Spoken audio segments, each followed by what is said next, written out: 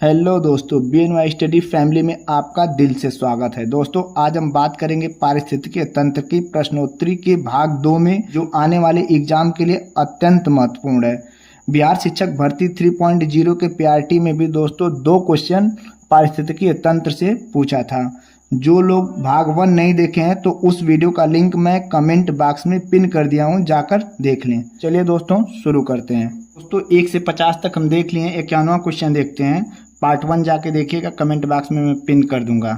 51 question दिया है, पारिस्थितिकीय निकेत और निक शब्द का प्रयोग सर्वप्रथम किसने किया था? ऑप्शन दिया है चार्ल्स एल्टन, ग्रेनेल्स, ओडम, इनमें से कोई नहीं। तो दोस्तों इसका सही ऑप्शन होगा ग्रेनेल्स। और ये कब दिए दोस्तों? तो 1917 ईस्वी में दिए। और चार्ल्स एल्टन दोस्तों पारिस्थितिकीय तंत्र को क्या बोले थे? वैज्ञानिक प्राकृतिक इतिहास। और ये ओडम जो दिया है दोस्तों, ये अमेरिकी जीव वैज्ञानिक हैं। 52 नंबर पे दिया है, पारस्परिक क्रिया में सम्मिलित जीव मंडल के सभी संगठनों के समूह को दोस्तों क्या कहा जाता है? ऑप्शन दिया है पारिस्थितिकीय तंत्र, जंतु तंत्र, पोषक तत्व तंत्र और पादप तंत्र। तो दोस्तों इसका सही ऑप्शन होगा पारिस्थितिकीय तंत्र, क्योंकि जीव मंडल क्या करते हैं? अजैव समुदाय से अंतःक्रिया करके क्या निर्माण करते हैं? पारिस्थितिकीय तंत्र। तो इसका सही ऑप्शन क्या होगा? ए वाला।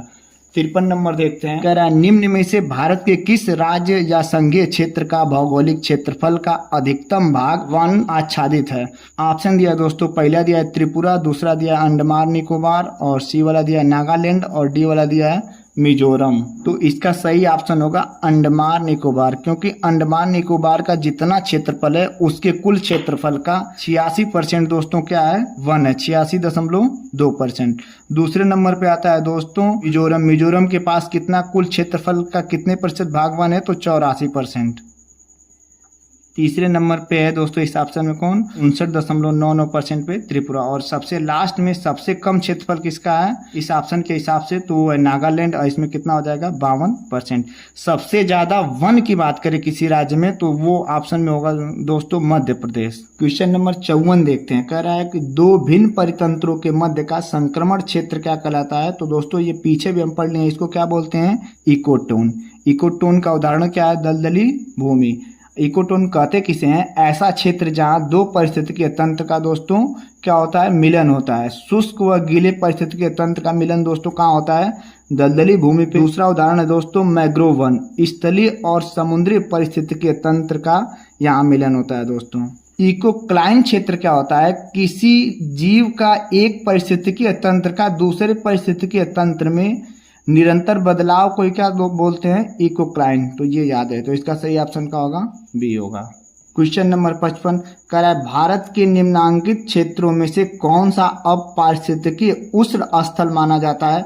ऑप्शन ए दिया है पश्चिमी हिमालय, ऑप्शन बी दिया है पूर्वी हिमालय, ऑप्शन सी दिया है पूर्वी घाट, और ऑप्शन डी दिया है पश्चिमी घाट। तो इसका सही उत्तर होगा पश्चिमी घाट। कभी कभी पूछ देता है पारिस्थितिकी हॉट स्पॉट स्थल कहाँ है? वो है हिमालय, पश्चिमी घाट, इंडो बर्मा क्षेत्र और सुंदरलैंड। क्वेश्चन नंबर 56 पारिस्थितिकीय तंत्र के विकास के अनुक्रमों की संक्रमणकारी अवस्था को कहा जाता है? तो इसे कहा जाता है सेरे। तो इसका सही ऑप्शन होगा ए। बी वाला दिया है मरे, ये भी गलत है। डी वाला दिया है रोज, इनमें से कोई नहीं, ये भी गलत है। सही ऑप्शन क्या होगा? ए। क्वेश्चन नंबर 57 दिया है निम्नलिखित कथनों पर विचार कीजिए। पहला दिया है विश्व में उष्ण कटिबंधीय मरुस्थल महाद्वीपों के पश्चिमी सीमांतों में व्यापारिक पवन पट्टी में पाए जाते हैं। दूसरा दिया है भारत में हिमालय क्षेत्र उत्तर पूर्वी पवनों से अधिक वर्षा प्राप्त करता है। तो ये इसमें दोस्तों ये वाला ऑप्शन गलत है, क्योंकि हिमालय में मुख्य रूप से दक्षिण पश्चिमी मानसून से हिमालय में वर्षा होती है। वैसे हिमालयी वर्षा 2 प्रकार की होती है। पूर्वी हिमालय में गर्मियों में मानसून द्वारा वर्षा होती है, जबकि पश्चिमी हिमालय में सर्दियों में पश्चिमी विक्षोभ के कारण वर्षा होती है। तो ये ऑप्शन गलत दिया है। तो इसका केवल ऑप्शन विकल्प क्या होगा? एक ही सही हो जाएगा।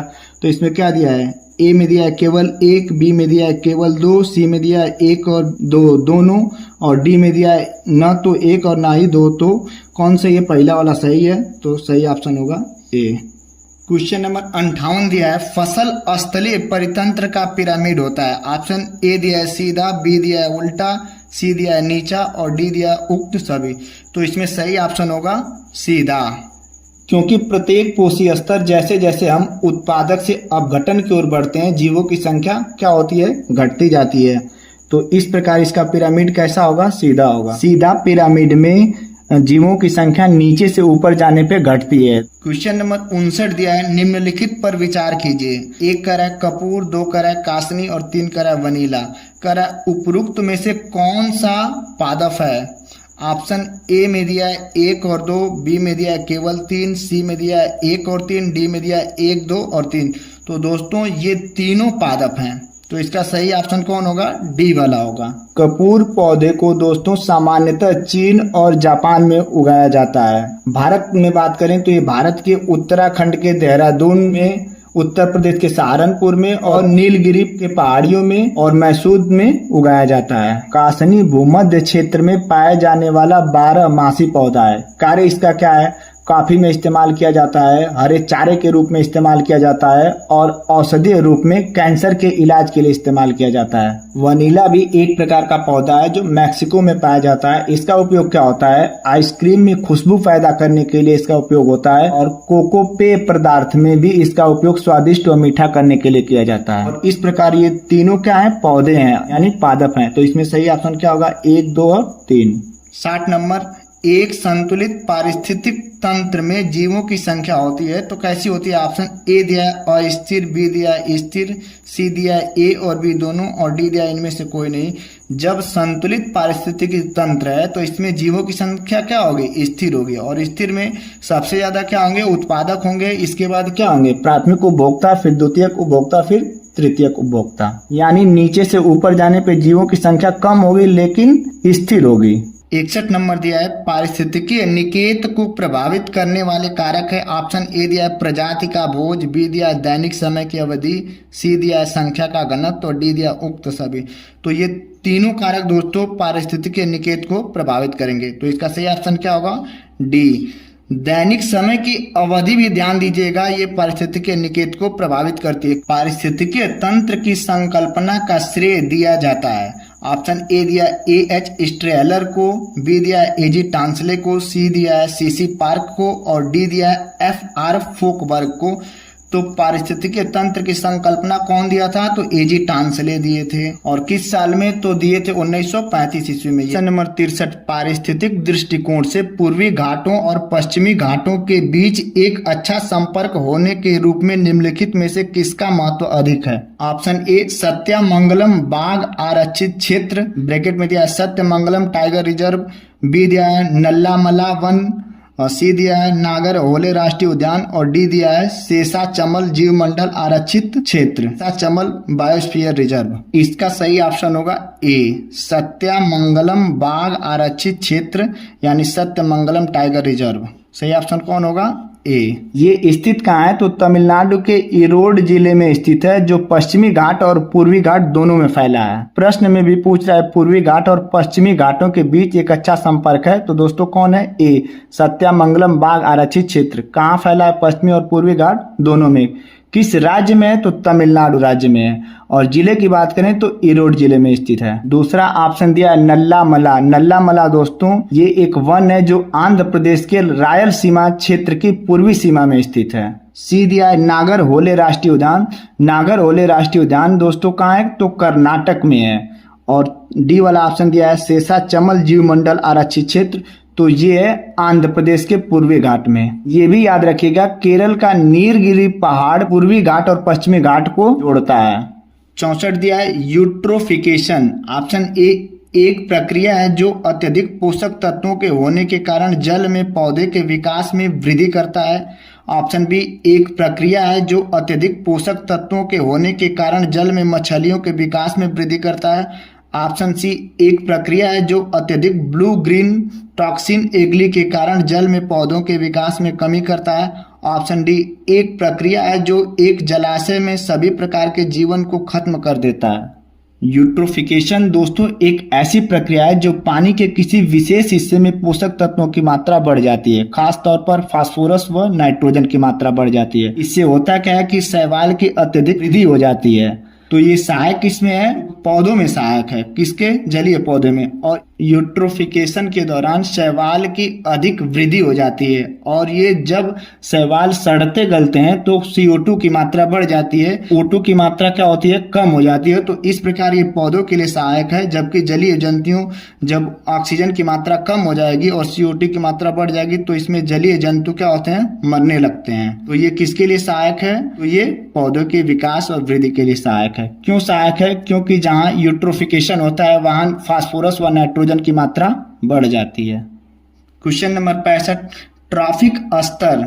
ऑप्शन ए समताप मंडल के सबसे निचला स्तर है, खाद्य जल में एक स्तर है, उष्णकटिबंधीय वन क्षेत्र में परितंत्र है, उष्णकटिबंधीय परितंत्र है। पहला ऑप्शन ए दिया है समताप मंडल, तो ये वायुमंडल की तो बात हो नहीं रही है, तो ये गलत हो जाएगा। अब 3 ऑप्शन में दोस्तों ये ऑप्शन सी सही होगा, उष्णकटिबंधीय वन क्षेत्र में ये क्या है? परितंत्र है। खाद्य जाल और खाद्य स्तर नहीं है, उष्णकटिबंधीय परितंत्र भी नहीं है, तो ऑप्शन कौन सही होगा? सी होगा। क्वेश्चन नंबर 66, भैंस की पीठ पर अक्सर बकुला इग्रेट पक्षी बैठा दिखाई देता है, ऐसा इसलिए करता है क्योंकि बकुला। ऑप्शन ए दिया है, भैंस की पीठ पर परजीवी कीट खाता है, घास में पाए जाने वाले कीट खाता है, भैंस की पीठ पर बैठकर गाना पसंद करता है, उड़ने के बाद आराम करता है। तो दोनों ये ऑप्शन तो पहले गलत हैं। कह रहा है घास में पाए जाने वाले कीट को, तो इसको भी नहीं खाता है। भैंस की पीठ पे दोस्तों जो कीट होता है वो किसको खाता है? भैंस को खाता है। उस कीट को कौन खाता है? बकुला। तो इसका सही ऑप्शन क्या होगा? ए होगा। भैंस के त्वचा को परजीवी कीट खाता है और उसे कौन खाता है? बकुला। तो इसका सही ऑप्शन कौन होगा? ए वाला।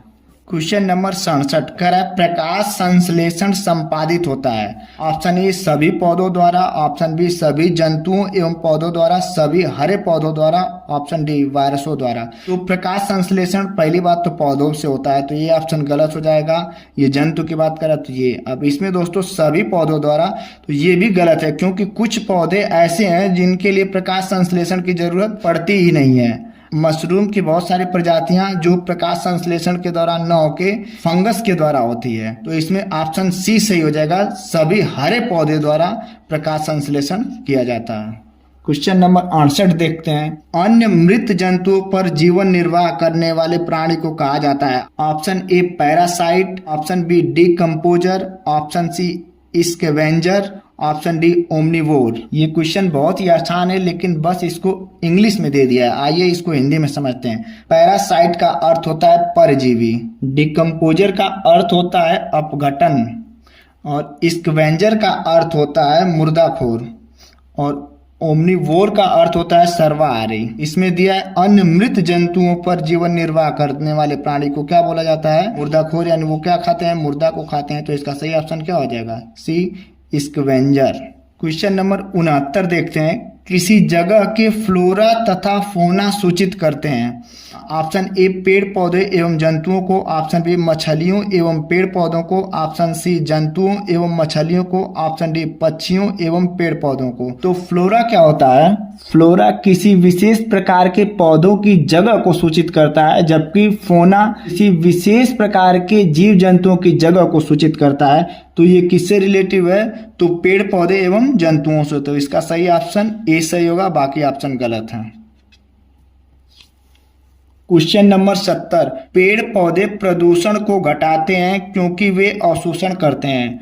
Option A sulphur dioxide, option B carbon dioxide, option C carbon monoxide, option D nitrogen.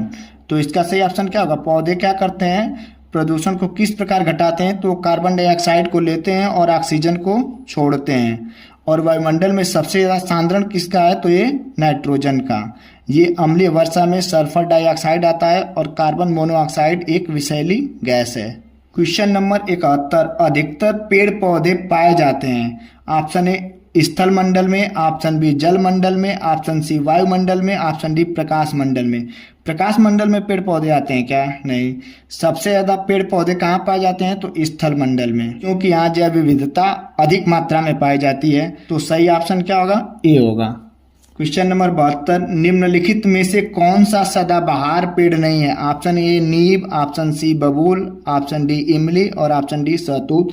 तो सहतूत सदाबहार पेड़ की श्रेणी में नहीं आता है, तो इसका सही ऑप्शन डी हो जाएगा।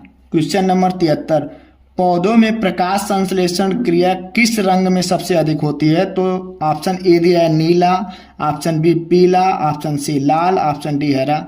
तो सबसे ज्यादा प्रकाश संश्लेषण की क्रिया जिस रंग में होती है वो लाल रंग में होती है, क्योंकि क्लोरोफिल लाल रंग को सबसे ज्यादा अवशोषित करता है। और दूसरे नंबर पे है बैगनी, ये भी याद रखिएगा, बैगनी कलर। क्वेश्चन नंबर 75, पारिस्थितिकी स्थायी मितव्ययिता यह किस आंदोलन का नारा था? तो यह नारा था चिपको आंदोलन का। और चिपको आंदोलन में पेड़ों को काटने से रोकने के लिए बचाया गया, और इस प्रकार पारिस्थितिकी के लिए सबसे हितकारी भी था, क्योंकि जब पेड़ बचेगा तो पेड़ क्या है? उत्पादक है। जब यह बचेगा तो उपभोक्ता भी जीवित रहेगा। तो इसका सही ऑप्शन सी होगा। क्वेश्चन नंबर 76, मिलेनियस इकोसिस्टम असेसमेंट पारिस्थितिकीय तंत्र की सेवाओं के निम्नलिखित प्रमुख वर्गों का वर्णन करता है। व्यवस्था, समर्थन, नियंत्रण, संरक्षण और संस्कृति। निम्नलिखित में से कौन एक समर्थन सेवा है? ऑप्शन ए खाद्यान्न एवं जल का उत्पादन, ऑप्शन बी जलवायु एवं रोग का नियंत्रण, ऑप्शन सी पोषण चक्रण एवं फसल परागण, ऑप्शन डी विविधता अनुरक्षण। मिलेनियस इकोसिस्टम असेसमेंट को संयुक्त राष्ट्र के महासचिव कोफी अन्ना के द्वारा 2000 में लाया गया और इसे 2001 में शुरू किया गया। इसमें दुनिया भर के 1360 से अधिक विशेषज्ञों ने काम किया और पाया कि पिछले 50 वर्ष में मानव इतिहास में पारिस्थितिकीय तंत्र को सबसे ज्यादा नुकसान हुआ है। और किस क्षेत्र में नुकसान हुआ है? तो भोजन के लिए, ताजे पानी के लिए, लकड़ी के लिए, फाइबर और ईंधन के लिए। और सबसे ज्यादा नुकसान किससे हुआ? पारिस्थितिकीय तंत्र को फसल के कारण। तो इसमें सही ऑप्शन कौन होगा? पोषण चक्रण एवं फसल परागण। तो इसका सही ऑप्शन कौन होगा? सी वाला। बाकी सारे ऑप्शन गलत हैं। क्वेश्चन नंबर 77, निम्नलिखित युग्मों में से कौन सही सुमेलित है?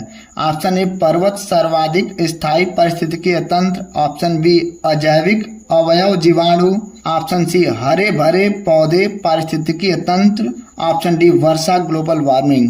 पर्वत का राष्ट्र सर्वाधिक स्थायी पारिस्थितिकीय तंत्र, ऐसा नहीं, यहाँ जैव विविधता कम पाई जाती है। अजैविक अवयव को जीवाणु बता रहा है, जबकि जीवाणु क्या है? जैविक अवयव है।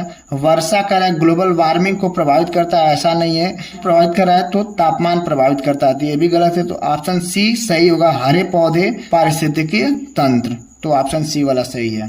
क्वेश्चन नंबर 78 देखते हैं, स्वच्छ जल समुदाय में लैंटिक आवास का उदाहरण है।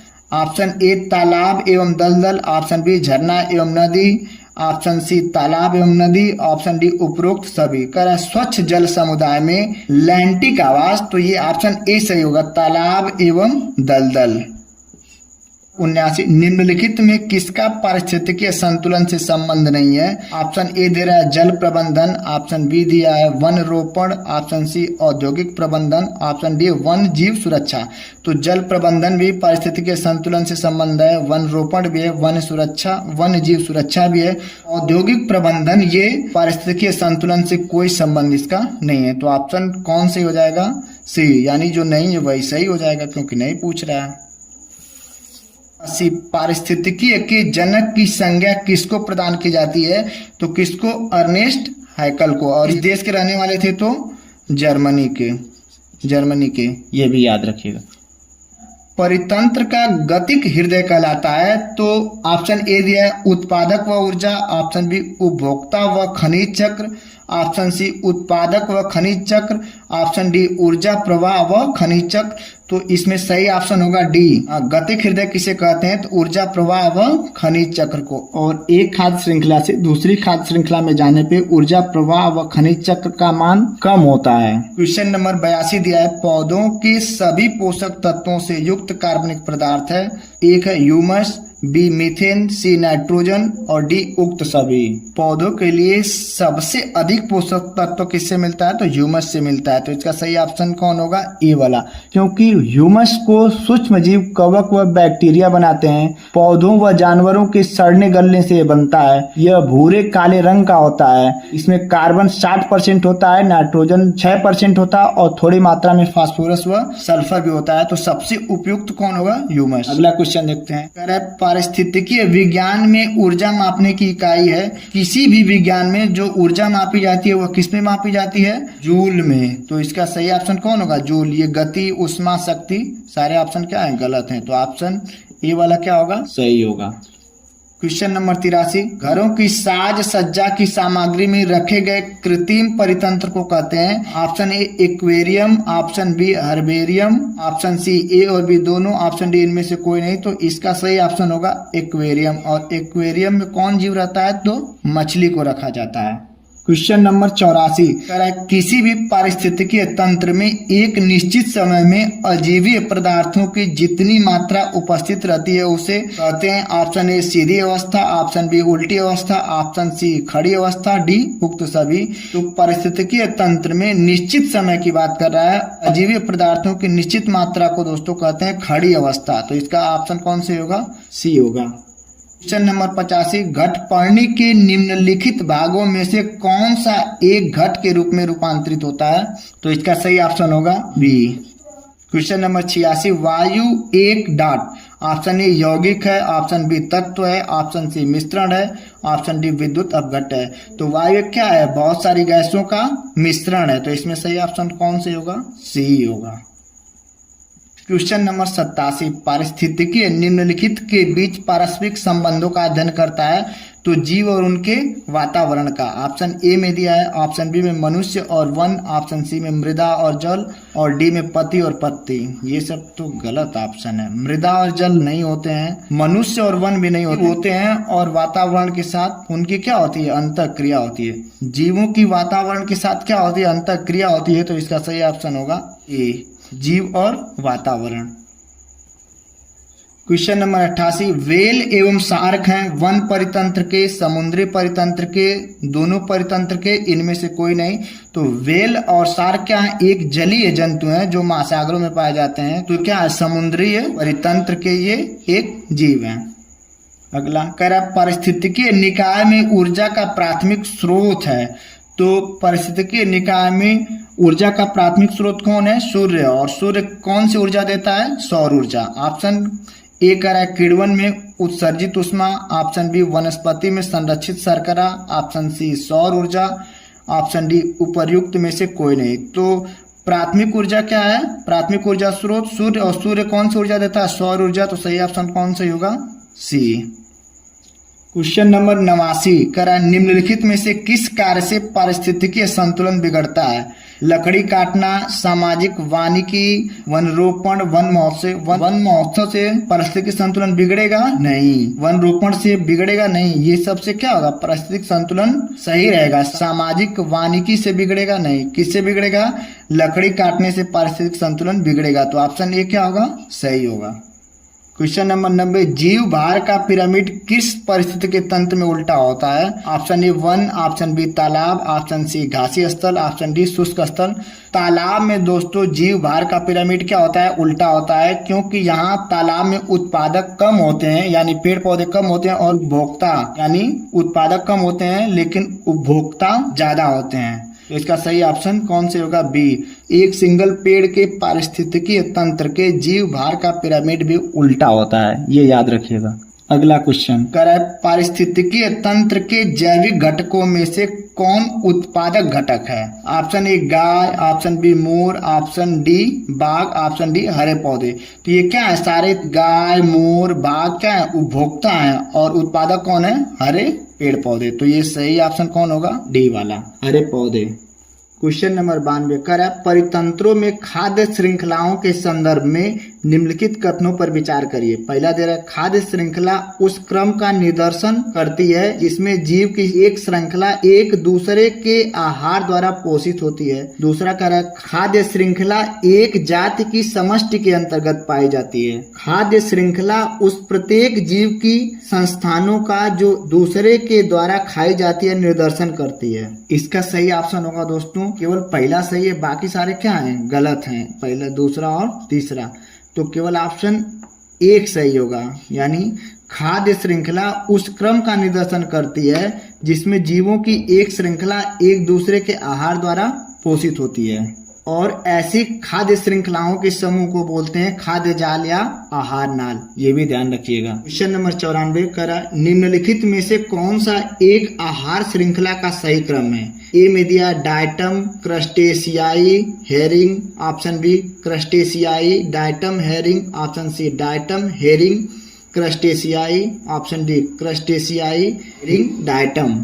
सबसे पहले इन तीनों को जानते हैं। डायटम क्या होता है, हेरिंग क्या होता है, क्रस्टेशियाई क्या होता है। डायटम दोस्तों एक कोष की शैवाल होते हैं, यानी एक प्रकार से क्या है पादप हैं, जलीय पौधे हैं। और हेरिंग दोस्तों पानी में पाए जाने वाले एक सर्वाहारी जीव हैं, और ये खाते किसके हैं, तो ये शैवाल आदि को खाते हैं और अंडे से निकली मछलियों को खाते हैं। क्रस्टेशियाई वर्ग दोस्तों जलीय आर्थ्रोपोडा को कहते हैं, जिसमें झींगे केकड़े आदि आते हैं। तो इसका सही क्रम क्या होगा, ऑप्शन ए सही है। डायटम यानी ये पौधे से रिलेटिव है, क्रस्टेशियाई ये क्या है जलीय आर्थ्रोपोडा, जिसमें कौन आते हैं झींगे केकड़े, और हेरिंग ये क्या है सर्वाहारी हैं। किसको खाते हैं, ये पौधे और अंडे से निकली हुई मछलियों को खाते हैं। तो इसका सही ऑप्शन ए वाला होगा।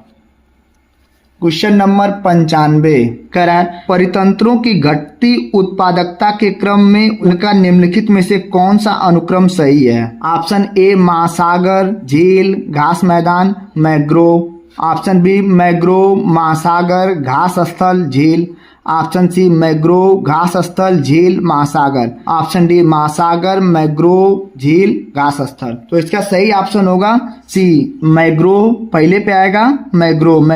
मैंग्रोव दोस्तों खारे या अर्ध खारे पानी में पाए जाने वाले ये तटीय क्षेत्र के वन होते हैं, और इस ऑप्शन के हिसाब से इसका उत्पादक क्या है कम है, और ये बाढ़ या ज्यादा पानी आने से प्रभावित भी होते हैं। इससे बड़ा घास स्थल होगा, उससे बड़ा झील होगा, और उससे बड़ा महासागर होगा।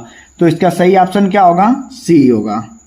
क्वेश्चन नंबर 96 सर्वाधिक स्थायी पारिस्थितिकीय तंत्र निम्नलिखित में से किसका है। मरुस्थल का, पर्वत का, वन का और महासागर का। तो सबसे स्थिर और अस्थायी पारिस्थितिकी तंत्र दोस्तों ये महासागर का होता है, और सबसे ज्यादा ऑक्सीजन भी कौन देता है, तो महासागर ही देता है, ये भी याद रखिएगा। क्वेश्चन नंबर 97 हैदराबाद में स्थित हुसैन सागर झील किस जीव की वृद्धि से नष्ट हुई। Option A lemna, option B hydrilla, option C मगरमच्छ, ऑप्शन डी जलकुंभी। सबसे पहले जानते हैं हुसैन सागर झील क्या है। हुसैन सागर झील हैदराबाद में स्थित दिल के आकार की स्थित एक झील है। इसका निर्माण इब्राहिम कुलतिबा शाह द्वारा किया गया 1563 ईस्वी में। यह 5.7 वर्ग किमी मीटर में 5.7 वर्ग किमी क्षेत्रफल में फैली है। यह मोसी नदी द्वारा पोषित होती है। 1992 में झील के बीच में भगवान बुद्ध की प्रतिमा भी बनाया गया, और यह किसके द्वारा नष्ट हुई, जलकुंभी के बढ़ने के कारण। तो ये किससे नष्ट हुई, तो ये जलकुंभी के बढ़ने के कारण क्या हो गई, नष्ट हो गई। तो इसका सही ऑप्शन क्या होगा, डी होगा। क्वेश्चन नंबर 98 कह रहा है पारिस्थितिकीय तंत्र की संकल्पना को प्रस्तावित किया था, तो कौन किया था, एजी टांसले द्वारा, और कब किया गया, तो 1935 ईस्वी में। कहाँ के रहने वाले थे, तो यूनाइटेड किंगडम के रहने वाले। अगला क्वेश्चन देखते हैं, कह रहा है घास स्थलीय परितंत्र में संख्या का पिरामिड कैसा होता है।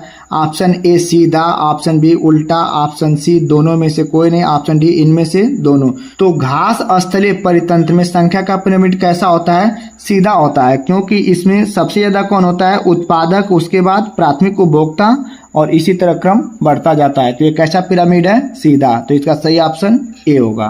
क्वेश्चन नंबर 100 खाद्य और पोषण मंडल भारत सरकार के कौन से मंत्रालय के अधीन कार्यरत है।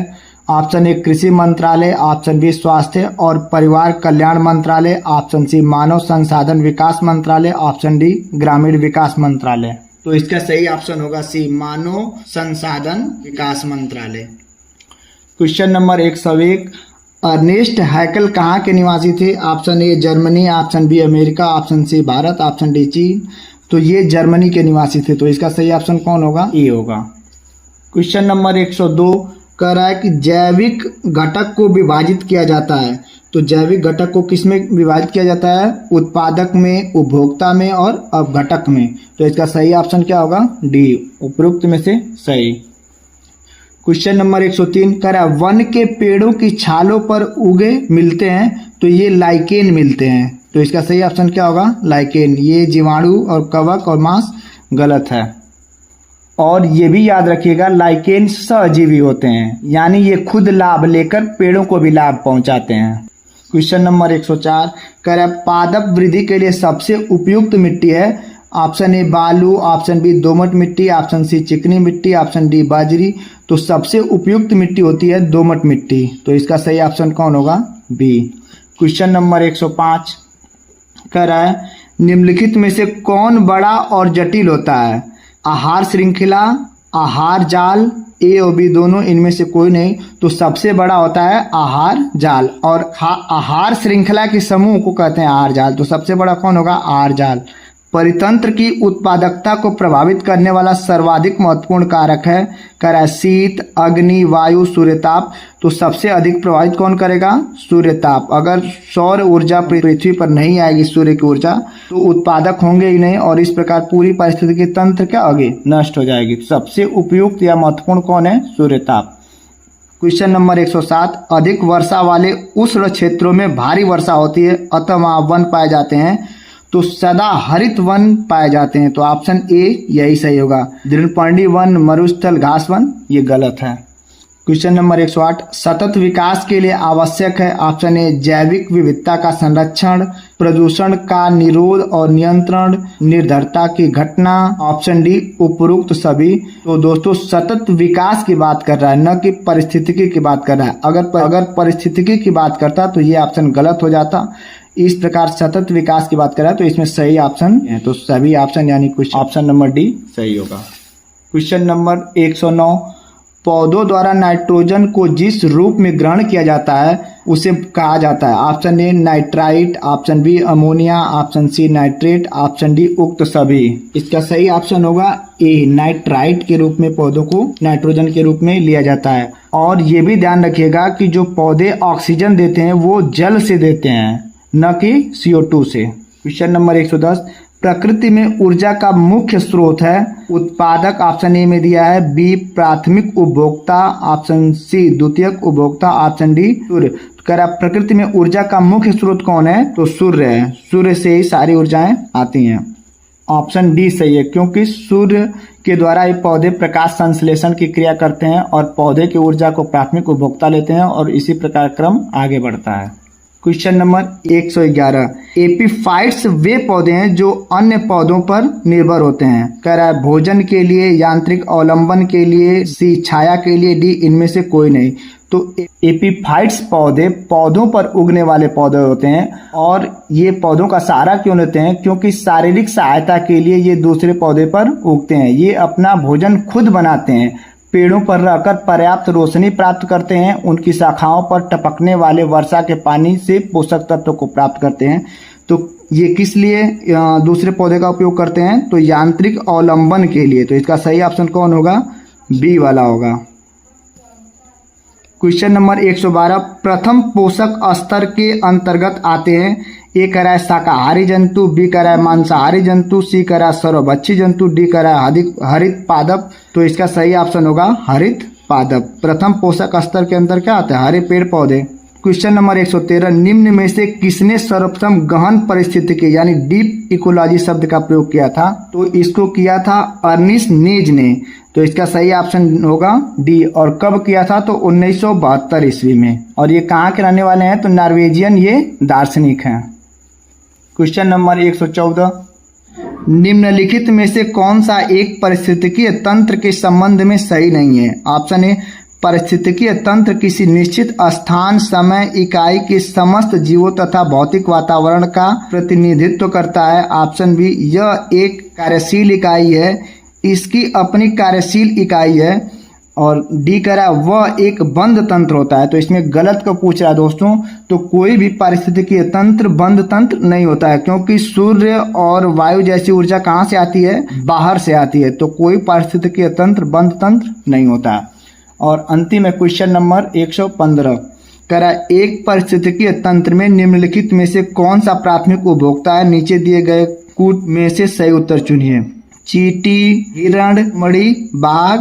हिरण क्या है? प्राथमिक उपभोक्ता है, क्योंकि ये पेड़ पौधों को खाता है। और एक ऑप्शन है चींटी। तो इसका सही ऑप्शन कौन होगा? 1 और 2। तो ए वाला सही होगा।